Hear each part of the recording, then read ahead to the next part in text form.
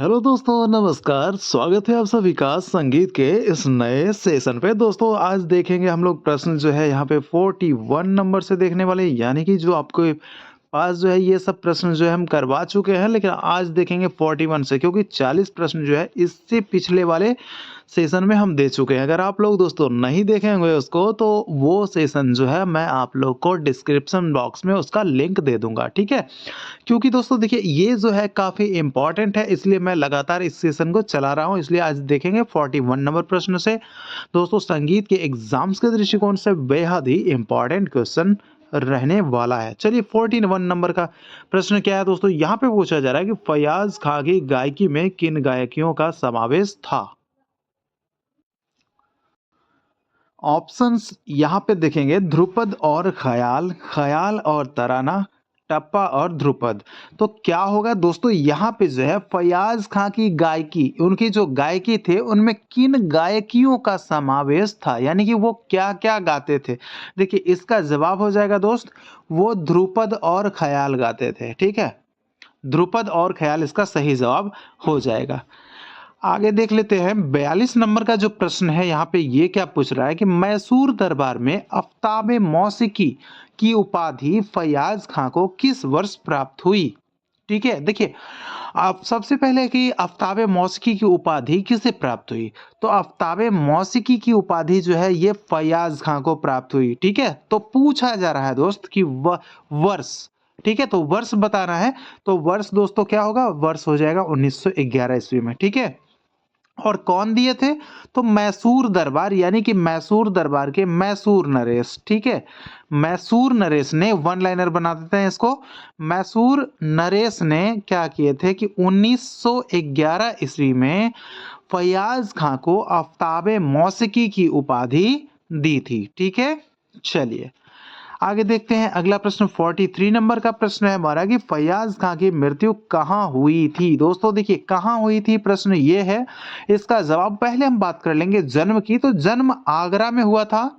जैसा कि हम लोग पिछले सेशन में आपको बताए थे, आगरा में इसका जन्म हुआ था। तो ये कब जन्म हुआ था, तो 1886 ईस्वी में इनका जन्म हुआ था, ठीक है। पूछा जा रहा है कि इनकी मृत्यु कहाँ हुई थी। दोस्तों इसका जवाब हो जाएगा ऑप्शन नंबर बी, यानी कि इनकी मृत्यु जो है ये बड़ौदा में हुई थी, ठीक है, बड़ौदा। आगे देख लेते हैं 44 नंबर का प्रश्न है कि बड़े गुलाम अली का जन्म कब और कहां हुआ था। दोस्तों देखिए बड़े गुलाम अली खां, इनकी एक बहुत ही प्रसिद्ध ठुमरी है दोस्तों। आप लोगों को कमेंट करना है कि इनका ठुमरी जो है वो कौन सा ठुमरी है बड़े गुलाम अली जी का, ठीक है। इनकी अगर हम उपनाम की अगर हम बात कर लेंगे, तो इनका उपनाम हो जाएगा सब रंग, ठीक है, सब रंग। इनका जन्म का प्रश्न पूछा जा रहा है दोस्तों, तो इनका जन्म कब हुआ था, इसका जवाब हो जाएगा 1902 ईस्वी में। कहा, लाहौर में, ठीक है। जवाब हो जाएगा 1902 ईस्वी, लाहौर, जो कि वर्तमान में पंजाब में, ये सॉरी पाकिस्तान में पड़ता है, ठीक है। चलिए अब देखेंगे 45 नंबर का प्रश्न है दोस्तों, क्या पूछ रहा है कि बड़े गुलाम अली बंदिश बनाते समय उसमें अपना उपनाम क्या रखते थे।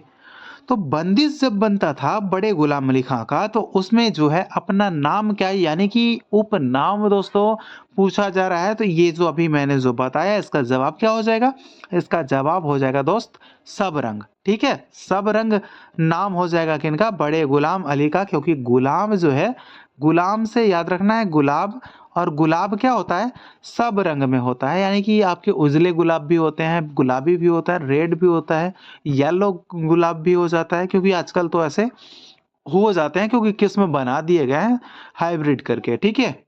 चलिए देखिए मन रंग अगर बात करेंगे, मन रंग किनका है और सरस पिया किनका है।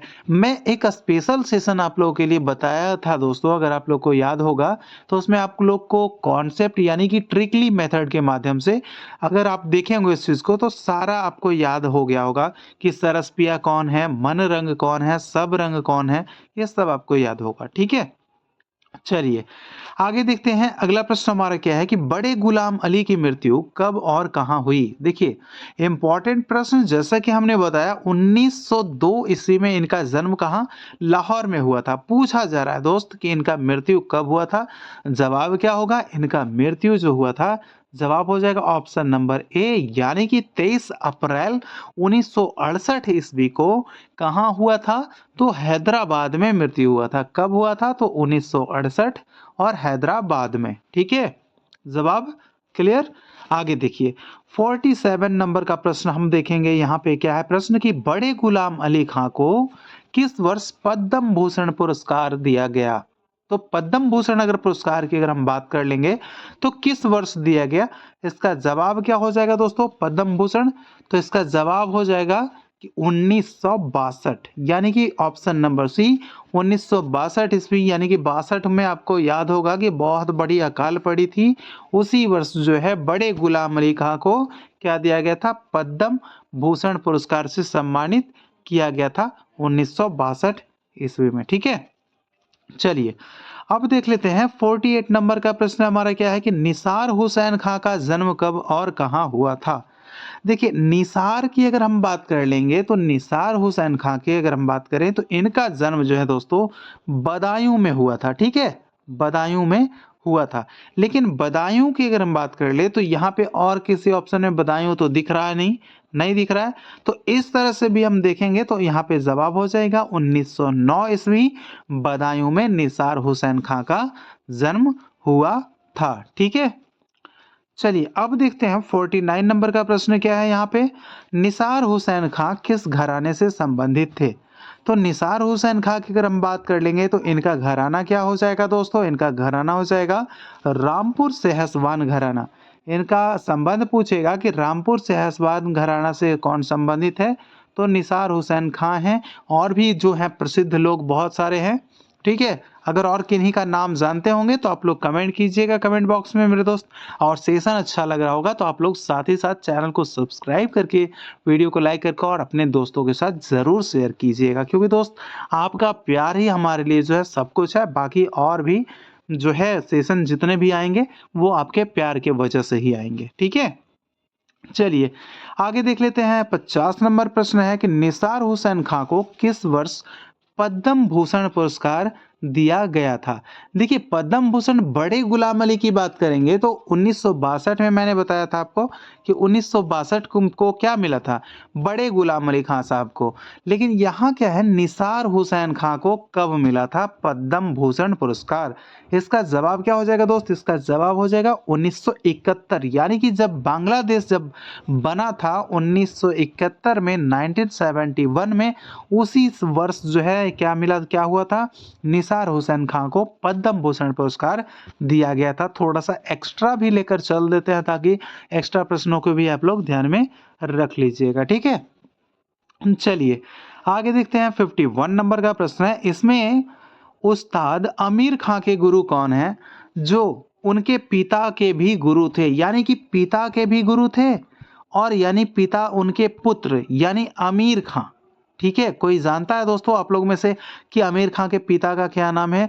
तो जरा आप लोग कमेंट बॉक्स में कमेंट कीजिएगा कि आमिर खां के पिता का क्या नाम है। वही आमिर खां दोस्तों जो कि इंदौर घराने के संस्थापक के रूप में जाने जाते हैं। ठीक है, देखिए तो हम पूछेंगे यहाँ उनकी गुरु कौन है, तो यहाँ पे जो जवाब हो जाएगा ऑप्शन नंबर ए उस्ताद उमान अली खां। ये उनके गुरु हैं, किनके? उस्ताद आमिर खां के भी और उनके पिता के भी। ठीक है, उनके पिता के भी, दोनों के गुरु कौन रहे हैं? तो उस्ताद उमान अली खां रहे हैं। ठीक है, उस्ताद काले खां इनका उपनाम सरसपिया। ठीक है, और नथन पीर बख्श जो है ये क्या है? ये ग्वालियर घराने के संस्थापक के तौर पे जाने जाते हैं। ठीक है, चलिए 52 नंबर हमारा प्रश्न क्या पूछ रहा है कि उस्ताद आमिर खां की आलाप गायन पद्धति के विशेष प्रकार को किस नाम से पुकारते हैं? दोस्तों देखिए यहाँ पे कंफ्यूज नहीं होना है, खंड मेरू भी है और मेरू खंड भी है। एक इसमें से आपका करीम खां का है। ठीक है, अब्दुल करीम खां का है। किनका है? अब्दुल करीम खां का। ठीक है, एक जो संस्थापक माने जाते हैं किसके? किराना घराना के, तो एक उनका है और एक आपके किनका है? आमिर खां का है, जो कि इंदौर घराना के संस्थापक माने जाते हैं। तो इनकी जो है आलाप गायन पद्धति के विशेष प्रकार को क्या बोलते हैं? दोस्तों यहाँ पे जरा सा गौर कीजिएगा, इनको बोलते हैं खंड मेरू। ठीक है, खंड मेरू बोलते हैं किसका, आमिर खां वाला। लेकिन वही अगर रहता करीम खां वाला तो मेरू खंड, इनकी गायकी क्या होती है, मेरू खंड। ये किनकी, ये अब्दुल करीम खां की है। ठीक है, अंतर समझ में आ गई होगी। ठीक है, यहाँ पे कंफ्यूज नहीं होना है। ठीक है जी, चलिए आगे देख लेते हैं। 53 नंबर का प्रश्न है कि वर्ष 1971 में सुर सिंगार संसद के द्वारा उस्ताद आमिर खां को किस उपाधि से सम्मानित किया गया। तो उस्ताद आमिर खां को 1971 में कौन सा जो है समाधि सॉरी उपाधि जो है सम्मानित किया गया था, कौन सा उपाधि दिया गया था। इसका जो जवाब हो जाएगा ऑप्शन नंबर बी, स्वर विलास की उपाधि दी गई थी। और राजगायक किसको कहा जाता है, मैंने पिछले सेशन में आपको करवाया था, ईचल करिंजीकर। ठीक है, ईचल करंजीकर जी को राजगायक यानी कि महाराष्ट्र के लोगों ने इनको राजगायक का पदवी दिया था। ठीक है, चलिए आगे देख लेते हैं। 54 नंबर का प्रश्न है मेरे दोस्त, यहाँ पे पूछा जा रहा है कि प्रसिद्ध गायक उस्ताद आमिर खां साहब अधिक से अधिक विलंबित ख्याल कौन से ताल में गाए हैं। मैंने ये प्रश्न करवाया है, लेकिन यहाँ पे प्रश्न को जो है मॉडरेट करके यहाँ पे पूछा गया है, आपको जवाब देना है। तो इनका जो जो रचनाएं जो होती थी, इनकी जो गायकी जो होती थी दोस्त, वो सबसे ज्यादा कौन से ताल में। तो दोस्तों ये आपके एक ताल में हुआ करता था। ठीक है, एक ताल में मात्रा कितने, 12 मात्रा होते हैं। और इसमें अगर हम बात कर लेंगे ताली की तो 4 ताली और खाली कितने, 2 खाली। ठीक है, समझ पाए मेरी बात को। चलिए आगे देख लेते हैं। अगला प्रश्न है, उस्ताद आमिर खान ने इसमें किस फिल्म में गाना गाया है, यानी कि कौन सा, बैजू बावरा, जोधा अकबर या लैला मजनू। तो फिल्म का नाम क्या हो जाएगा दोस्तों। यहाँ पे अगर हम बात कर लेंगे आपसे, और भी फिल्म है, यानी कि जो रागिनी छूटा हुआ है, रागिनी। ठीक है, रागिनी फिल्म में भी इन्होंने गाया है। और कौन सा एक और है फिल्म आपका, सबाब। ठीक है, सबाब, इस फिल्म में भी इन्होंने गाया है। ठीक है, तो यहाँ पे जो है आपका ऑप्शन में दिख रहा है बैजू बावरा, इसलिए सही जवाब हो जाएगा बैजू बावरा। एक प्रश्न मैंने करवाया था मेरे दोस्त आप लोगों को, कौन सा प्रश्न था वो प्रश्न था कि बड़े गुलाम अली खान ने किस फिल्म में अपना संगीत दिया है। जरा आप लोग कमेंट कीजिएगा, कितने माइंड में आप लोग रख पाते हैं कितने दिन तक, तो कमेंट कीजिएगा, जिनको भी याद होगा, जो भी भाई लोगों को कमेंट कीजिएगा। क्योंकि दोस्तों आपसे जवाब देते रहना और मुझे आपसे जवाब पूछते रहना, ये बिल्कुल इसलिए ज़रूरी है ताकि मैं वो सब प्रश्न जो है करवा चुका हूँ, और इसलिए प्रश्न करता हूँ ताकि दोस्तों आप कमेंट करके उस चीज़ को जो है अपने माइंड में उसे दोहरा सकें। ठीक है, चलिए तो हो गया उस्ताद आमिर खां, बैजू बावरा, रागिनी और सबाब, इन तीनों फिल्मों में जो है इन्होंने क्या किया है, गाना गाया है, संगीत गाया। ठीक है, चलिए अब देखते हैं 56 नंबर का प्रश्न है कि उस्ताद आमिर खां का जन्म कब और कहां हुआ था। देखिए अगर हम आमिर खां की बात करेंगे, जन्म की बात करेंगे, तो एक तो याद रखना है आपको, कहां, इंदौर घराना के संस्थापक थे, तो जन्म तो भाई इंदौर में ही हुआ है, बिल्कुल इंदौर में हुआ है। तारीख क्या है, 15 अगस्त 1912 ईस्वी को कहाँ, इंदौर में उस्ताद आमिर खां का जन्म हुआ था। तो कब और कहाँ, तो कब तो 15 अगस्त 1912 और कहाँ तो इंदौर में। ठीक है, चलिए आगे देख लेते हैं। अगला प्रश्न हमारा 57 नंबर का प्रश्न है। ये क्या पूछ रहा है कि पंडित ओमकार नाथ ठाकुर का जन्म कब और कहाँ हुआ था। अगर हम ओमकार नाथ ठाकुर की अगर हम बात कर लेंगे, जिनका ग्रंथ है, कौन सा ग्रंथ है, एक तो आपका प्रणव भारती है, दूसरा क्या है, संगीतांजलि। इन ये दोनों ग्रंथ के जो रचयिता माने जाते हैं ओमकार नाथ ठाकुर माने जाते हैं। और ये दोस्तों किनके शिष्य हैं, तो पंडित पलूस्कर के शिष्य हैं। ठीक है, पंडित पलूस्कर, ये किस घराने से संबंध रखते हैं, तो घराना इनका हो जाएगा ग्वालियर, जो कि सबसे प्राचीन घराना के तौर पे जाना जाता है। तो इनसे रिलेटेड इतने एक्स्ट्रा प्रश्न। अब आते हैं यहाँ पे कि इसका जो जन्म था कब हुआ था, तो जवाब हो जाएगा ऑप्शन नंबर बी, 24 जून 1897 को बड़ौदा में इनका जन्म हुआ था। ठीक है, बड़ौदा में। चलिए आगे देख लेते हैं। 58 नंबर का प्रश्न क्या है कि पंडित ओमकार नाथ के शिष्य हैं। देखिए यहाँ पे किसके शिष्य है ये नहीं पूछा जा रहा है, यहाँ पे पूछा जा रहा है कि इनके शिष्य कौन है, ऐसा प्रश्न है, ऐसा भाव है इस प्रश्न का। इसका जवाब क्या हो जाएगा, यहाँ पे जवाब हो जाएगा ऑप्शन नंबर ए, यानी प्रेमलता शर्मा जो है ये पंडित ओमकार नाथ ठाकुर के शिष्य हैं।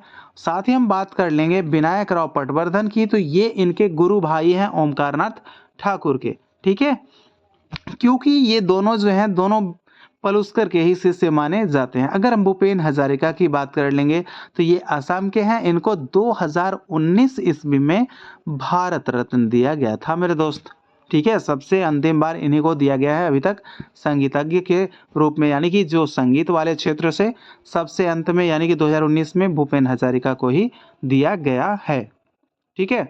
तो ओमकार नाथ ठाकुर के शिष्य प्रेमलता शर्मा। अगर पूछे प्रेमलता शर्मा के गुरु कौन है तो मेरे भाई ओमकार नाथ ठाकुर हो जाएंगे। आगे देख लेते हैं दोस्त, अगला 59 नंबर का प्रश्न है कि पंडित ओमकार नाथ ठाकुर की मृत्यु कब हुई। दोस्तों ओमकार नाथ ठाकुर की अगर हम मृत्यु की बात कर लेंगे तो इनकी मृत्यु जो होती है वो कब होती है, 29 दिसंबर 1967 ईस्वी को इनकी मृत्यु होती है, ठीक है। 29 दिसंबर 1967 को इनकी मृत्यु हो जाती है पंडित ओमकार नाथ ठाकुर जी की। चलिए आगे देख लेते हैं, नंबर 60 हमारा प्रश्न है, ये क्या पूछ रहा है, पंडित ओमकार नाथ ठाकुर का उपनाम क्या है। जैसा कि मैंने आपको बताया मेरे दोस्त कि इनका जो ग्रंथ था कौन सा, प्रणव भारती, ठीक है, प्रणव भारती। तो ये प्रणव भारती के नाम से इनका ग्रंथ है, तो यही जो ये प्रणव जो लगाते थे यही उनका उपनाम हो गया, यानी कि इनका उपनाम क्या हो जाएगा, प्रणव रंग, अनंग रंग और सब रंग। ये तो जो है आप लोग को कमेंट करके बताना है, उसका जो है आप लोग को अगर नहीं देखे हैं वीडियो तो मैं डिस्क्रिप्शन बॉक्स में उस वीडियो का लिंक दे दूंगा, आप लोग उसे याद कर लीजिएगा, ठीक है। चलिए अब देख लेते हैं आगे 61 नंबर का प्रश्न क्या पूछ रहा है कि पंडित ओमकार नाथ ठाकुर ने किस ग्रंथ की रचना की है। देखिए यहाँ पे जरा सा गौर कीजिएगा, संगीतांजलि भी है, गीतांजलि भी है और प्रणव भारती भी है। तो यहाँ पे जवाब क्या हो जाएगा, तो ओमकार नाथ ठाकुर जो रचना किए हैं, अभी मैंने बताया कि प्रणव भारती और मैंने बताया एक और कौन सा आपका संगीतांजलि, ठीक है, एक आपका ए और दूसरा सी, यानी यहाँ जो आंसर बनेगा फाइनल हमारा ये बन जाएगा ऑप्शन नंबर डी, उपयुक्त में से एक से अधिक, क्योंकि यहाँ पे जो है दोनों ग्रंथ जो है ये पंडित ओमकार नाथ ठाकुर के द्वारा ही लिखा गया है। चलिए आगे देखते हैं, 62 नंबर का प्रश्न हमारा क्या पूछ रहा है कि पंडित विनायक राव पटवर्धन का जन्म कब और कहाँ हुआ था।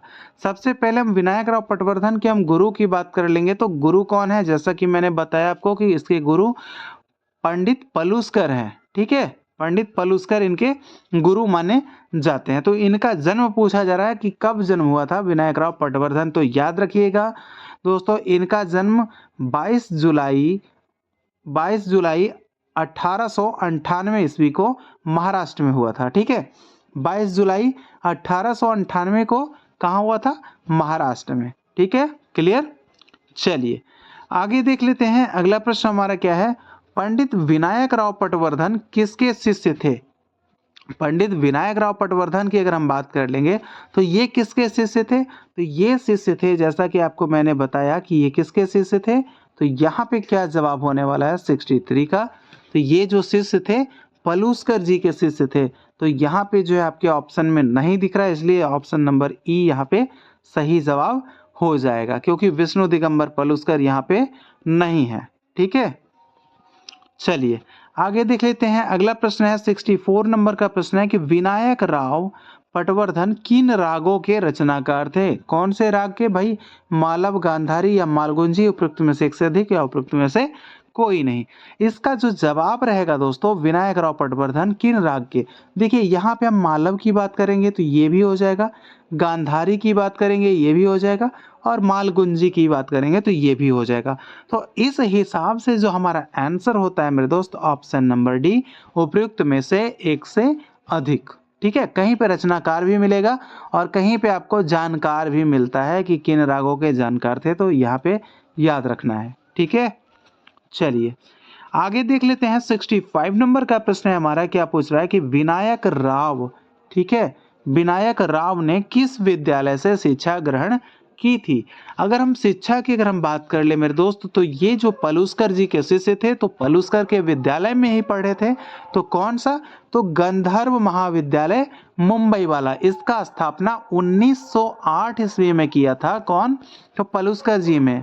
ठीक है, पलुस्कर जी ने 1908 ईस्वी में बम्बई में दूसरी शाखा खोली थी और गंधर्व महाविद्यालय लाहौर में 1901 ईस्वी में पहली शाखा खोली थी मेरे दोस्त। और मैरिज म्यूजिक कॉलेज के संस्थापक कौन थे? भातखंडे। ठीक है, भातखंडे। और मैरिज म्यूजिक कॉलेज कहाँ है? तो ये आपके लखनऊ में है। ठीक है, क्लियर। चलिए आगे देख लेते हैं। 66 नंबर का प्रश्न है कि पंडित नारायण राव व्यास का जन्म कहाँ हुआ था? देखिए, नारायण राव व्यास की अगर हम बात कर लेंगे तो इनका जन्म जो है दोस्तों पूछा जाता है अक्सर। तो ये कहाँ हुआ था? इसका जवाब क्या हो जाएगा? इसका जवाब हो जाएगा आपका मुंबई कह लें, या महाराष्ट्र भी कहीं आपको देखने को मिल जाएगा। ठीक है, महाराष्ट्र। तो ये आपके महाराष्ट्र भी हो जाएंगे। ठीक है, तो इसलिए यहाँ पे मुंबई ऑप्शन में है, तो हम इसे लगा सकते हैं कि पंडित नारायण राव व्यास का जन्म मुंबई में हुआ था। ठीक है, चलिए आगे देख लेते हैं। 67 नंबर का प्रश्न है कि नारायण राव व्यास किस घराने से संबंधित थे? देखिए, मैंने एक कॉन्सेप्ट बताया था कि अगर आपके पास जो है ये सब नारायण राव हो, या फिर कृष्ण से संबंधित हो, या फिर शंकर हो, तो ऐसा कुछ नाम हो तो दोस्तों ये चीज़ जो है अक्सर, हाँ, अगर याद ना हो तो आप ग्वालियर के साथ जा सकते हैं। ठीक है, यहाँ पे जो जवाब हो जाएगा ऑप्शन नंबर बी, ग्वालियर हो जाएगा। ठीक है, चलिए आगे देख लेते हैं। अगला प्रश्न हमारा हो जाएगा 68 नंबर का कि नारायण राव व्यास इनमें से किसके शिष्य थे?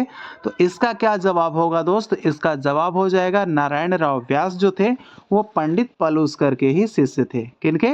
पंडित पलुस्कर जी के ही शिष्य थे, इसलिए जवाब हो जाएगा हमारा ऑप्शन नंबर ए। मैंने अभी क्या बताया? पलुस्कर जी की मृत्यु कब हुई थी? जरा आप लोग कमेंट कीजिएगा, पलुस्कर की मृत्यु कब हुई थी?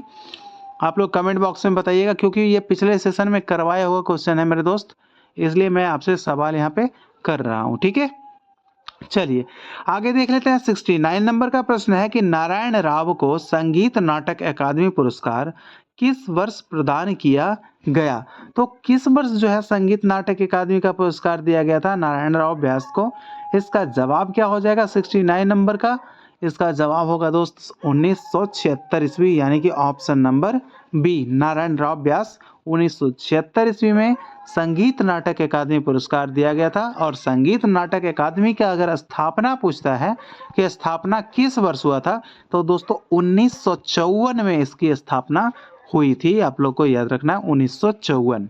ठीक है, चलिए आगे देख लेते हैं। अगला प्रश्न है 70 नंबर का प्रश्न है यहाँ पे, चिंतामणि रघुनाथ व्यास का जन्म कब और कहाँ हुआ था? देखिए, चिंतामणि चिंतामणि जो है रघुनाथ व्यास की जन्म की अगर हम बात कर रहे हैं तो कब और कहाँ हुआ था? तो ये आपका हो जाएगा 1924 में इनका जन्म हुआ था। और कहाँ?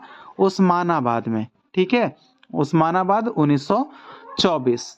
दोस्तों देखिए, ये सेशन जो मैं अभी रेगुलर करवा रहा हूँ, ये सेशन अगर आप लोग देख लेते हैं तो व्यक्तियों से संबंधित जितने भी प्रश्न आपसे पूछे जाते हैं मेरे दोस्त, एक भी प्रश्न आपका छूटेगा नहीं। इसलिए मैं रेगुलर जो है अभी व्यक्तियों से संबंधित प्रश्न आप लोग के लिए करवा रहा हूँ। ठीक है, चलिए तो दोस्तों आप लोग अगर चैनल पे नए हैं या पुराने, सब्सक्राइब कर लीजिए, क्योंकि आने वाला जितने भी सेशन आएंगे दोस्तों अब से जो बहुत ही खास और बहुत ज़्यादा इम्पॉर्टेंट और वही प्रश्न आएंगे जो कि आपके एग्जाम में टैली करने वाले हैं। तो आप लोग चैनल को सब्सक्राइब करके हमारे साथ जो है हमारे परिवार का हिस्सा बने रहिए। ठीक है, तो दोस्तों हम मिलेंगे आपसे अगले सेशन में बेहतरीन प्रश्नों के साथ। जब तक के लिए इजाज़त हमें दीजिए। जय हिंद, जय भारत।